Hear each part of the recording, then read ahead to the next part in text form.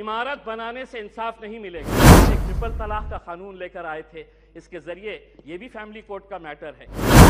आपने बनाया, आंकड़ों के जरिए हमारे विरोध होने के बावजूद आपने एक्ट बनाया। अब आपकी जिम्मेदारी है ये बताए कि एक्ट बनने के बाद कितनी मुस्लिम बहनों को आपने इंसाफ देने का काम किया है। अध्यक्ष महोदय, 14 सितंबर 1984 को जब हमने द फैमिली कोर्ट्स एक्ट बनाया तो उसका मकसद ये था कि हम कंसिलिएशन के जरिए, यानी कि हम बातचीत के जरिए, समझौता के जरिए मामलों को निपटा सके।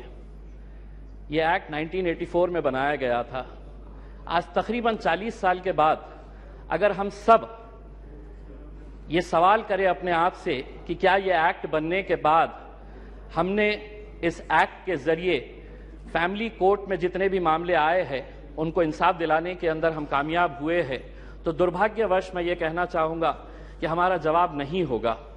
वरना आज 40 साल के बाद करीब 12 लाख जो फैमिली कोर्ट के मैटर्स है वो अदालतों के अंदर इंसाफ का इंतजार नहीं कर रहे होते। एक्ट बनाना बहुत आसान है, लेकिन एक्ट बनाने के बाद उसका इम्प्लीमेंटेशन हो रहा है या नहीं हो रहा है, ये भी इस सदन की जिम्मेदारी है कि इसके ऊपर नजर रखना। वरना एक्ट तो बन गया, लेकिन आज क्या वजह है कि इस 130 करोड़ की आबादी वाले देश के अंदर महज 715 फैमिली कोर्ट चलाए जा रहे हैं। मैं फैमिली कोर्ट का मकसद, मंत्री जी, मैं आपका ध्यान इस बात के ऊपर आकर्षित करना चाहूंगा। अध्यक्ष महोदय, फैमिली कोर्ट्स का मतलब सिर्फ ये नहीं है कि पति पत्नियों का विवाद, कि बच्चा किसके कब्जे में जाएगा, बच्ची किसके कब्जे में जाएगी, एलिमनी की अमाउंट कितनी होगी, कब दी जाएगी, कैसे दी जाएगी, घर किसके कब्जे में जाएगा, किसके हिस्से में जाएगा। फैमिली कोर्ट्स का मतलब हम सिर्फ यही समझते हैं, और बहुत सारे जितने भी सम्मानीय सदस्यों ने कहा है, इन्हीं का उदाहरण दिया है।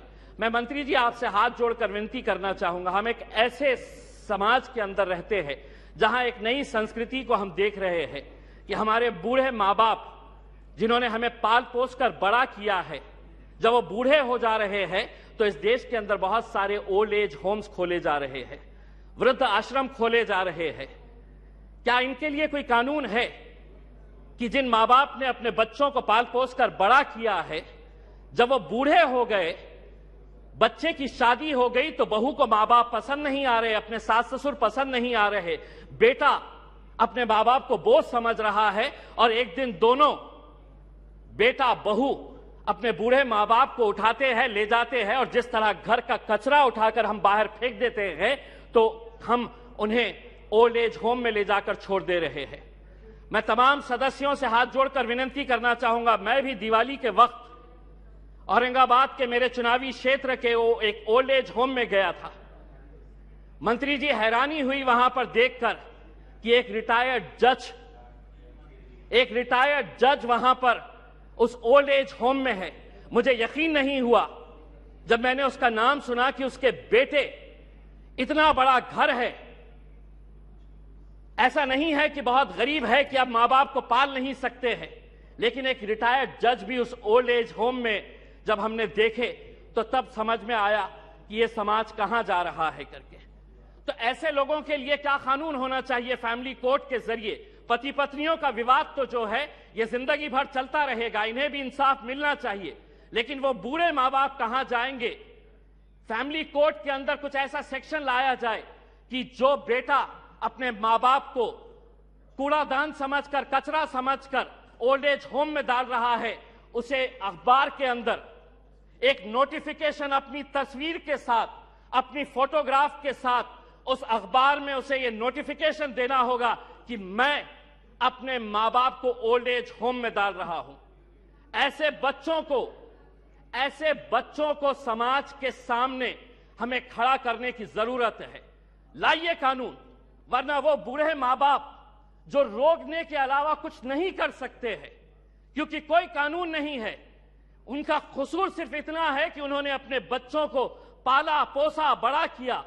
पूना में किसी ओल्ड एज होम के अंदर जाइए, ज्यादातर वो परिवार के बूढ़े माँ बाप मिलेंगे कि जिनके बच्चे इंजीनियर हो गए, इंजीनियर होने के बाद वो यूएस में पैसा कमाने के लिए गए, पैसा कमा रहे हैं, लेकिन मां बाप के लिए एक कमरे का घर नहीं है तो ओल्ड एज होम में लेकर जाकर छोड़ रहे हैं। ये एक संस्कृति हम डेवलप कर रहे हैं। फैमिली कोर्ट्स के जरिए मैं मंत्री जी आपसे यह अनुरोध करना चाहूंगा कि आप कुछ ऐसा कानून इन लोगों के लिए भी लेकर आइए जो बच्चे अपने मां बाप को आज यहां पर ले जाकर छोड़ रहे हैं। मैं मंत्री जी आपसे एक सवाल करना चाहूंगा। अदालतें तो बन जाएगी, फैमिली कोर्ट्स का ये जो आप अमेंडमेंट लेकर आ रहे हैं ये सिर्फ हिमाचल प्रदेश और नागालैंड से ताल्लुक है। बहुत सारे जितने भी सम्मानीय सदस्य हैं उन्होंने यही कहा है कि justice delayed is justice denied. Nagaland का एक्ट कब बना था? नागालैंड का एक्ट 2008 के अंदर बना है। अगर यहीं पे अगर हम इतना डिले कर रहे हैं कि पुराने फैसले जो विदाउट पार्लियामेंट के पास किए गए हैं, आज अगर इतने सालों के बाद हम ये अमेंडमेंट लेकर आ रहे हैं कि नागालैंड के 2008 के बाद जितने भी जजेस ने फैसले दिए हैं रेट्रोस्पेक्टिव इफेक्ट से हम इसको आज के दिन पास कर रहे हैं, यानी कि गलती अगर हमारे पास से ही हो रही है तो हम उन अदालतों से कैसे इंसाफ की गुहार लगाएंगे?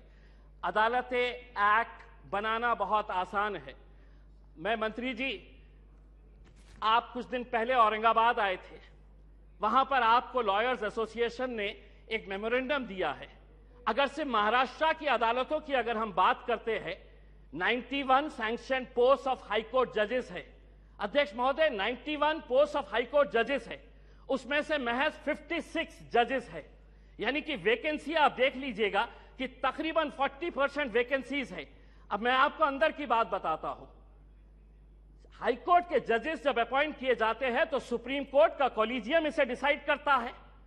यह पूरा सुप्रीम कोर्ट के कॉलेजियम ने अपना रिकमेंडेशन दे चुका है। क्या वजह है कि सरकार ने इसे इतने सालों से रोक रखी है? क्यों नहीं आप अगर ये मानते हैं, सभी लोग कह रहे हैं कि पेंडिंग केसेस है, तो सरकार की क्या मजबूरी है कि हाई कोर्ट के जजेस जब सुप्रीम कोर्ट कॉलेजियम ने रिकमेंडेशन भेज चुका है तो सरकार क्यों रोक रही है? हम भी जानते हैं, विपक्ष अच्छी तरह से जानता है कि क्यों रोका जा रहा है करके, लेकिन आज जब आप जवाब देंगे तो हम उम्मीद करेंगे कि आप इन फैमिली कोर्ट्स के अलावा, क्योंकि आज आप एक्ट तो अपने आंकड़ों के जरिए पास कर लेंगे, लेकिन सिर्फ इमारत बनाने से इंसाफ नहीं मिलेगा। उस इमारत के अंदर उस कुर्सी के ऊपर बैठने वाले, ये सदन कोई मायने नहीं रखता है अगर वो ये स्पीकर की कुर्सी खाली रही तो। वो स्पीकर की कुर्सी जितनी महत्वपूर्ण इस सदन के लिए है, उसी तरह अदालतों के अंदर जजेस की कुर्सी भी बहुत मायने रखती है। लेकिन अगर आप ये मानेंगे कि नहीं, इतने करोड़ केसेस पेंडिंग है, तो कौन उसका निपटारा करेगा? आप ही करेंगे मंत्री जी, आप ही को करना है। और अगर सुप्रीम कोर्ट कॉलेजियम ने अपना महाराष्ट्र के जजेस का रिकमेंड कर चुका है तो सरकार उसे क्यों रोकी है, इसका जवाब भी आपको देने की जरूरत है। आपने एक ट्रिपल तलाक का कानून लेकर आए थे, इसके जरिए ये भी फैमिली कोर्ट का मैटर है। मैं आपसे पूछना चाहूंगा, उस वक्त फैमिली जब ट्रिपल तलाक का मामला आया था तो बहुत सारे लोगों ने चीख चीख कर कहा था कि हमें मुस्लिम बहनों के साथ इंसाफ करने की जरूरत है। आज वो फैमिलीज भी आपसे पूछना चाहती है, ये एक्ट आपने बनाया आंकड़ों के जरिए, हमारे विरोध होने के बावजूद आपने एक्ट बनाया। अब आपकी जिम्मेदारी है ये बताएं कि एक्ट बनने के बाद कितनी मुस्लिम बहनों को आपने इंसाफ देने का काम किया है।